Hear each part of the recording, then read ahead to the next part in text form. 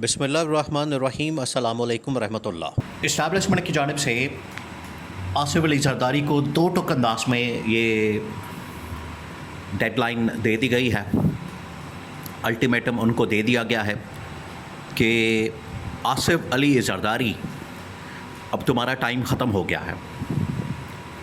और ये अल्टीमेटम पहली बार कैटेगोरिकली अंदाज में आसिफ अली जरदारी तक पहुंचा दिया गया है और साथ ही ये ऑर्डर कर दिया गया है कि इमरान ख़ान को लाओ, इमरान ख़ान के साथ डील करो, इमरान ख़ान के साथ मामलात तय करो।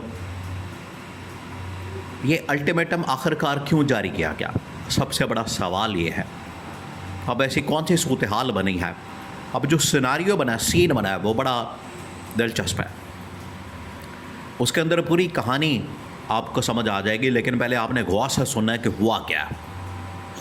क्योंकि जो अब हुआ है वो पाकिस्तान के अंदर पहले कभी नहीं हुआ, या कम अज़ कम जो पिछले 3-4 साल इस गवर्नमेंट ने गुजारे हैं, हुकूमत ने गुजारे हैं, और इन्होंने जिस तरीके से पाकिस्तान को तबाह बर्बाद किया है, उसके बाद इस्टेब्लिशमेंट का इस किस्म का अल्टीमेटम जारी करना ये एक नेचुरल और फितरी बात है। उन्होंने करना ही करना था, आना ही आना था, क्योंकि अब इस्टेब्लिशमेंट की भी बस हो गई है, इदारों की भी बस हो गई है। उन्होंने कहा है कि इन लोगों ने तो खेल तमाशा बना लिया हर चीज़ का, इन लोगों ने तो समझ लिया कि हर चीज़ को खेल तमाशे के तौर पर लिया जाए।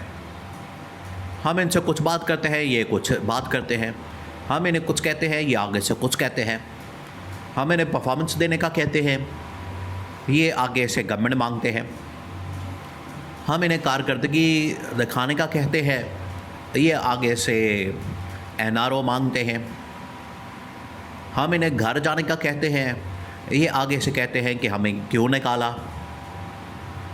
अजीबो गरीब किस्म की सूरत हाल इन लोगों ने बना दी है। अब फाइनल अल्टीमेटम जो आया है वो बड़ा ही दिलचस्प है। पहले तो आपको ये बता दें कि GHQ के अंदर एक बहुत अहम तरीन मुलाकात होती है, टॉप पॉलिटिकल कमान के बहुत अहम तरीन मुलाकात।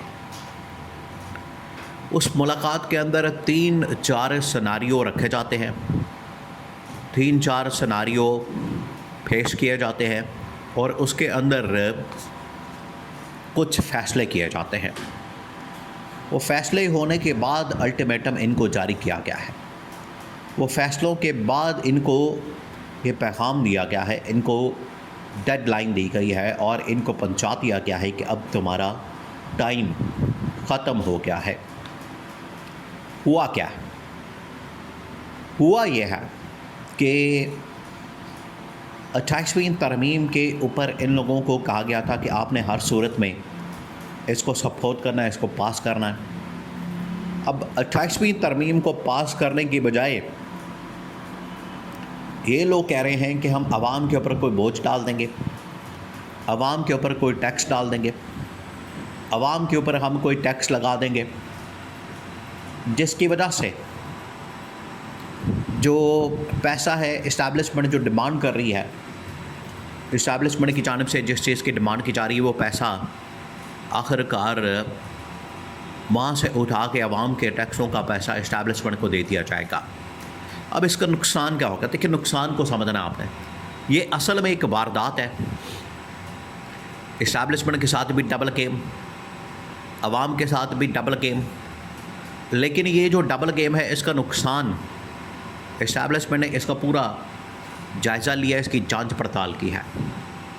उसके बाद इस्टेब्लिशमेंट की जानिब से इनको कहा गया कि अब आपका टाइम ख़त्म हो गया और ये वाली चाल, ये वाली वारदात या ये वाली हिकमत अमली और स्ट्रैटेजी नहीं चलने वाली।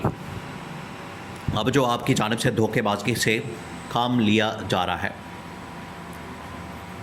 इनको देखिए, सबसे पहले तो आप डिफेंस के मामलात आप ज़रा इमेजिन करें कि पाकिस्तान की पहले इंडिया के साथ जंग होती है, उसके बाद ईरान और अमेरिका के दरमियान एक जंग होती है। ये जो 2 जंगें हुई हैं, इसने ना सिर्फ ख़ित्ते के हालात वाक़यात बल्कि जो इंटरनेशनल लेवल के ऊपर हालात वाक़यात हैं उनको मुकम्मल तौर पर तब्दील कर दिया है। मुकम्मल तौर पर तब्दील हो गए, उनके अंदर एक बहुत बड़ा चेंज आ गया, बहुत बड़ी तब्दीली आ गई है। और किसी ने सोचा भी नहीं था कि इस तरह का सिक्योरिटी पैराडाइम शिफ्ट आ सकता है।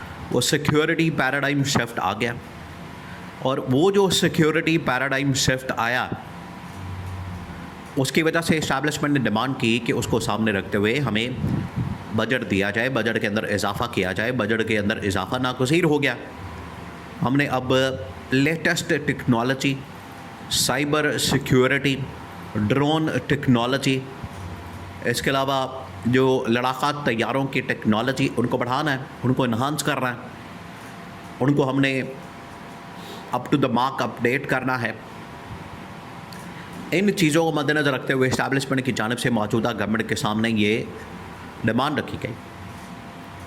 अब हुकूमत का फ़र्ज़ है, हुकूमत की ज़िम्मेदारी है कि उसने रियासती सिक्योरिटी को भी मेक श्योर करना है, हुकूमती मशीनरी को भी चलाना है, और सबसे बढ़कर जो रियासत का दिफा करने वाला इदारा है उसको इस तरह से बजट की फंडिंग जारी रखनी है ताकि किसी किस्म का कॉम्प्रोमाइज़ ना हो। अगर कॉम्प्रोमाइज़ हो गया तो कोई भी मुल्क आपके ऊपर हमला करके बड़ी आसानी के साथ आपको खा जाएगा। तो ये रियासत की ज़िम्मेदारी होती है, हुकूमत की ज़िम्मेदारी होती है। इन्होंने बजाय अपना पेट काटने के, अब आप ज़रा इस बात के ऊपर गौर करें कि इन लोगों ने कौन सा को पल्ले से पैसा देना है। देखिए, इन्होंने जो पैसा देना है, क्या इन्होंने अपने बाप का पैसा देना है? क्या इन्होंने अपनी जेब से पैसा निकाल के देना है? क्या इन्होंने लंदन की, दुबई की जायदादें बेच के, प्रॉपर्टियां बेच के पैसा देना है? क्या इन्होंने जेब से पैसा देना? क्या इन्होंने शुगर मिलें बेच के पैसा देना है? नहीं, इन्होंने आवाम का पैसा देना है उस इदारे को जो आवाम की, रियासत की सिक्योरिटी की ज़िम्मेदार है। तो जो आवाम का पैसा आवाम के ऊपर ही लगेगा, आवाम के प्रोटेक्शन के लिए इदारा जो बनाया गया है उसके ऊपर लगेगा, तो इनको क्या तकलीफ़ है?